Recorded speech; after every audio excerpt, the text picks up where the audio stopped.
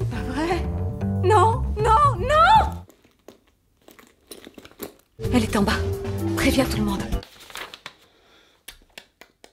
Attention tout le monde, attachez vos ceintures. J'ai un truc entre les dents ou pas? Vous montez. Plus vite! C'est tout. Oui, je sais que c'est Miranda Priestly, mais je suis serein. Elle va adorer. Comment ça, elle est de mauvaise humeur? Mais arrête de me foutre la pression, merde! Qui êtes-vous? Bonjour, madame. Merci de me recevoir. Je voudrais vous poser une question. Est-ce que vous utilisez beaucoup le Wi-Fi public? Allez ennuyer quelqu'un d'autre avec vos questions. Pardon? Enfin, pardon. Pour ne pas reposer une question, du coup. Madame Priestly, s'il vous plaît, je vous recommande vraiment, pour cette histoire de Wi-Fi public, de les sécuriser avec NordVPN. Vous verrez, ça va vous protéger contre les cyberattaques. Et que faites-vous ici? Bah du coup, je viens vous parler du VPN le plus rapide du marché, NordVPN. Non seulement c'est sécurisé, mais en plus vous pourrez avoir accès à votre contenu préféré, même quand vous êtes à l'étranger. Des séries, des films... Je veux le nouvel Harry Potter pour les jumelles. Parfait, bah écoutez, ce ne sera pas un problème. En fait, vous pourrez vous connecter dans le pays de votre choix et profiter de... Et Emily? Ah non, moi c'est Elena. Je parle trop? Miranda, il y en a pas que pour vos filles, hein. Je suis sûre que vous aimez les jeux vidéo. Si. Et il y en a peut-être un qui est pas dispo dans votre pays. Et bam bam, NordVPN. Vous pouvez vous délasser en oubliant tous ces dramas sur les fringues. Sur les fringues? Merde. Ah. Attendez, Miranda, revenons à NordVPN. C'est hyper facile d'utilisation. Quelques clics et vous êtes connecté. En plus, ce mois-ci, c'est le mois international du VPN. Donc vous avez une offre de moins 73%, plus 4 mois offerts sur votre abonnement de 2 ans. Évidemment, je vous mets mon lien en description. Je dois avouer que je me retrouve beaucoup en vous. Ah oui? Je vois pas trop de rapport, moi, mais ok. J'ai compris. Vous allez aussi utiliser NordVPN. C'est tout. Ok, je pars. Mais je sais que vous allez l'utiliser. Alors, Bonjour à tous, je suis très heureuse de vous retrouver pour cette rentrée. J'ai eu des vacances un peu mouvementées, hein, on peut le dire. Je vous ai tout raconté en vidéo. Pour ceux qui ne l'ont pas encore vu, ça se passe ici, somewhere. Mais là, I'm super ready. Et évidemment, si ce n'est pas déjà fait, n'hésitez pas à vous abonner pour me soutenir. Ça me fait plaisir de voir que vous êtes toujours plus nombreux à venir suivre mes doses, mes délires, mais... Ouais. Aujourd'hui, on va s'intéresser à l'industrie du luxe. C'est vrai qu'elle est assez récente finalement. Cela ne fait qu'environ 150 ans qu'existent des maisons comme Hermès, Vuitton et Chanel. C'est le couturier anglais Charles Frederick Worth, pionnier de la haute couture à Paris, qui fut le premier à faire défiler ses créations sur des vrais mannequins en 1868. Mais pourtant, si on prend le luxe au sens large, donc les bijoux, les parfums, le mobilier, même à la préhistoire, l'homme avait un goût prononcé pour le luxe. Bien sûr, on a pu découvrir sur eux des objets qu'il fabriquait par plaisir. Donc ce n'était pas indispensable, mais il l'a fait quand même. On a découvert à Sungir, en Russie, un homo sapiens qui a vécu il y a 28 000 ans, et sur son squelette, on a trouvé 3500 perles en ivoire de mammouth. Il avait également une coiffe en canine de renard, ainsi que d'autres bijoux. Et ne jamais dire jamais en mode de luxe. Ils ont réussi à nous faire passer ça. Ne l'oubliez jamais. Première fois que j'ai souhaité l'extinction de la race humaine. Franchement, à ce niveau-là, qu'on largue les amarres, hein. Pour couler. Quel désastre. Surtout quand on pense au cheminement. On part d'un mec qui a 30 000 ans se fait chier à tailler 3500 perles en ivoire de mammouth. Moche en plus ces perles. Mais ce n'est pas la question. À l'époque, n'oubliez pas qu'il ne vivait en moyenne que 35 ans. Donc ça taillait matin, ça taillait midi, ça taillait soir. Ce que je veux dire, c'est qu'il y avait un engagement. C'était superflu, mais on y mettait du cœur. Finalement, pour que maintenant l'industrie du luxe nous prenne pour des cons, et surtout Balenciaga, hein, les autres aussi, mais eux, top of the list. Ça, pardon. De qui? Ce mocoton. 1 milliard de chiffre d'affaires hein, pour Balance ça là. Oui, Balenciaga, whatever. Écoutez, j'ai une théorie. Je pense que dans quelques années, on découvrira que Balenciaga était en réalité une expérience sociale à grande échelle visant à établir la limite de ce qu'on peut imposer à l'humain au nom de la hype. Écoutez, un sac Ikea à 1700 €, merde! C'est plus les meubles, c'est les neurones qu'on en quitte. J'aimerais revenir 2 secondes sur le terme haute couture, ou haute couture, si vous êtes quelqu'un d'énervant. Ce mot est synonyme de savoir-faire, d'artisanat, de créativité. Il n'y a dans le monde que 2200 couturières qualifiées dans la haute couture. Ce sont d'ailleurs elles qu'on appelle les petites mains. Il faut compter en moyenne plus de 1000 heures de travail pour une pièce qui contient de la broderie fine, et on peut monter jusqu'à 6000 heures de travail pour les robes les plus élaborées. Dans le monde, il n'y a que 16 maisons qui ont légalement l'appellation haute couture, notamment Chanel, Dior, Givenchy et Jean-Paul Gaultier. Dans les années 50, il y avait plus de 200 000 clientes de haute couture dans le monde. C'était en réalité normal pour une femme de la bourgeoisie d'en porter. En 2006, il n'y avait plus que 200 clientes de haute couture. Même les ultra riches, les robes de plus de 100 000 euros, ils ne les portent plus que 1 à 2 fois par an. En 2021, c'est un petit peu remonté, thanks aux nouveaux milliardaires chinois, russes et indiens. On est plus ou moins à 4000 clientes haute couture, ça reste très peu. Couture hein. Mais au final, personne ne porte de la couture. Donc, si je vous dis aujourd'hui que le marché du luxe s'élève à 281 milliards de dollars, on imagine bien que ce ne sont pas ces clientes-là qui font tourner la machine. Mais c'est bien parce que le luxe s'est démocratisé. Le luxe est devenu accessible. Les consommateurs que nous sommes ne peuvent pas acheter de robes à 300 000 euros.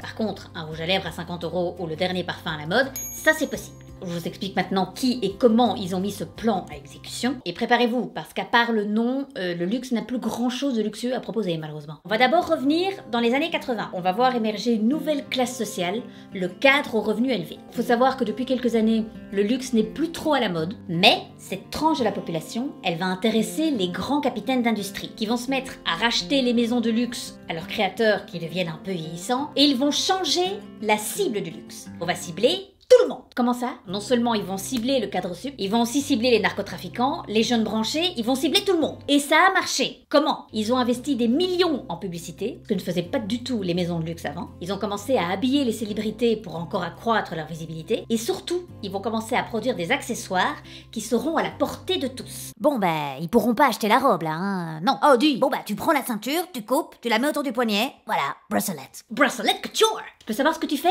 C'est les chutes de tissu, j'allais les jeter. Mais t'as toujours rien compris, hein? La robe. Ils peuvent pas l'acheter. Voilà, Mascos couture. On va leur offrir une part de couture. Mais non, une part du rêve. Bon, vas-y, dis-le. Du rêve couture. Elle est contente. Et enfin, ils vont adopter une technique d'intégration verticale qui n'était pas du tout utilisée dans les maisons de luxe avant. En gros, ils vont plus contrôler leur chaîne de production. D'une part, ils peuvent contrôler l'approvisionnement, mais ils font aussi des économies, évidemment. Parce que oui, le but, ce n'était pas réellement de rendre le luxe accessible à tout le monde, hein. C'était de faire un maximum de cash. Donc, dans cette stratégie de cash right here, right now, ces hommes d'affaires vont faire un ultime move. Ils vont faire rentrer les entreprises en bourse. Alors certes, oui, ça permet d'augmenter le capital, mais les actionnaires, ils veulent une hausse des bénéfices tous les 3 mois. I declare bankruptcy! Maintenant, pour atteindre leur objectif, les maisons de luxe, elles doivent faire des économies. Certains vont donc utiliser des matières premières de moins bonne qualité, et il y en a beaucoup qui vont délocaliser leur production dans d'autres pays. Made in France, made in Suisse? Non, made in Oh! Si je parle de luxe, je dois quand même parler brièvement de Bernard Arnault, l'un des capitaines d'industrie dont je vous parlais un petit peu plus tôt, à la tête du groupe LVMH, 75 maisons, 44,7 milliards de dollars de chiffre d'affaires en 2020, 150 000 personnes y travaillent. Bernard Arnault, également auteur de cette magnifique citation, l'industrie du luxe est le seul domaine où l'on peut dégager des marges de luxe. Bankruptcy! Cet homme d'affaires a commencé par racheter Dior en 1984. En 1987, il rachète Céline en évinçant les créateurs de la marque les Viviana. Vuitton, il en prend le contrôle en 1990 après une bataille judiciaire. Donc les Vuitton doivent faire leur valise, enfin leur mal. Écoutez, soyez concentrés. Donc il a quand même globalement un grand respect pour les créateurs. Et donc ce monsieur est maintenant à la tête de la première entreprise cotée en bourse d'Europe. Bernard, que je surnomme également le bienfaiteur de Notre-Dame. Les églises, on met 200 millions sur la table. Les gens, moi j'aime moins. Du coup, moi j'imagine en haut du siège Vuitton, un peu observer les gens comme ça. Et il fredonne une chanson du bossu de Notre-Dame, évidemment. À l'abri des sacs monogrammes version hiver, je regarde consommer les gens d'en bas. Chaque jour je leur vends une vie, celle des millionnaires. La réalité c'est qu'ils ne le sont pas. Je leur vends des caleçons, des sacs, des foulards. Ça leur va pas mais eux ne le voient pas. Je voudrais tour à tour entuber ces personnages, rien qu'un seul jour.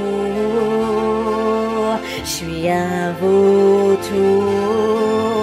Oui, parce qu'il y a d'autres chiffres chez LVMH qui sont moins glam, évidemment. Hein. Les 200 millions que j'ai mis au cœur de Notre-Dame font penser que j'ai réellement une âme. Si j'avais... 27% de leurs filiales sont dans des paradis fiscaux. C'est le plus haut taux du CAC 40. La Cour des comptes a également montré comment le groupe utilise la Fondation Louis Vuitton comme outil d'optimisation fiscale. Ça leur a permis d'économiser 518 millions d'impôts. Vous savez, et là je parle de la France, si en 2019, toutes les entreprises, donc pas que LVMH, mais il en fait partie, avaient respecté leurs responsabilités légales et n'avaient ni fraudé ni contourné l'impôt des sociétés, la France aurait pu construire et faire fonctionner 58 centres hospitaliers de taille moyenne. Si on inclut la fraude à la TVA et aux cotisations sociales, on passe à 196. Bon, je prends l'exemple des hôpitaux parce qu'évidemment, dans le contexte actuel, ça prend tout son sens. L'homme est-il vautour ou le vautour un Oui, c'est too much, oui. Trop intense, hein? Ouais, j'ai remarqué, ouais. En réalité, il y a une homogénéisation du luxe. Je prends un exemple concret, l'intérieur des boutiques de luxe. Toujours dans l'optique de montrer aux clients la version de la vie qu'ils devraient rêver d'avoir, Dior va confier en 1996 la rénovation de leur boutique de l'avenue Montaigne à un architecte qui s'appelle Marino. Mais après, ce même mec, il a fait des projets pour Chanel, pour Donna Karan, pour Louis Vuitton, pour Fendi, bon, pour tout le monde. Non, que vous rentriez chez Vuitton ou chez quelqu'un d'autre, toutes les boutiques sont similaires. Avant, les maisons de luxe, elles étaient dirigées par leurs propriétaires, elles avaient tout un style particulier, la vision créative du gars. Mais quand tout le monde fait appel aux mêmes personnes et utilise les mêmes techniques, où est l'individualité? Tout est standardisé. Mais ça, on vous le dit pas par contre. On continue à vous vendre le rêve, l'expensive. Et là, je vais vous parler d'un des meilleurs exemples, les parfums. Pour introduire, je me permets de citer l'un de mes livres préférés, Le Parfum, de Patrick Suskind. Il tenait dans le creux de sa main un pouvoir plus fort que les pouvoirs de l'argent, ou que le pouvoir de la terreur, ou que le pouvoir de la mort. Le pouvoir invincible d'inspirer l'amour aux hommes. C'est sur ça que misent les publicités pour les parfums. Oh regarde, il vient du ciel, tel le Messie. Et s'il te plaît, accueille-le avec un boa fuchsia sur la tête, no worries. Et tu sais pourquoi? Parce que... My voice, my strength.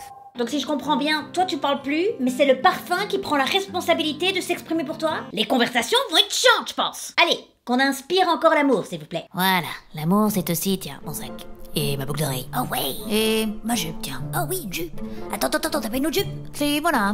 Oh. Et quoi? Ah non.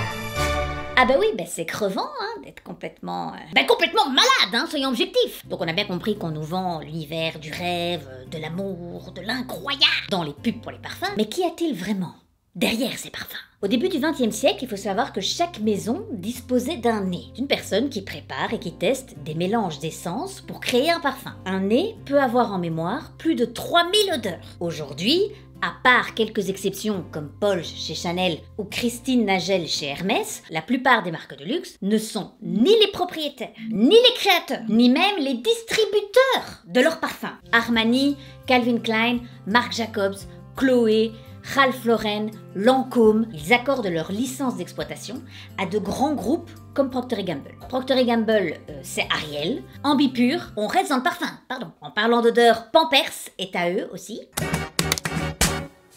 Alors, c'est sûr qu'on ne s'attend pas à ce que ces deux produits soient distribués par le même groupe. Your poop, your strength. Ça passe moins bien, hein. Bon, je veux pas faire la chiante, hein, mais... Sachez que la plupart des parfums sont créés seulement par quelques laboratoires. Par exemple, Givaudan, qui fait d'un côté les senteurs pour nos dentifrices, et de l'autre, Insolence de Guerlain. Ah oui, c'est insolent, je vous le confirme. Avant, les parfums étaient créés par les parfumeurs et les designers, et ils réfléchissaient ensemble ce qu'ils allaient pouvoir proposer. Là, on est rentré dans le capitalisme pur. Ce sont les marketeurs qui font des appels d'offres en fonction de ce que veut le marché pour le moment. J'ai des exemples de briefs pour vous. Pour J'adore Dior, le brief c'était « sexy comme un talon aiguille ».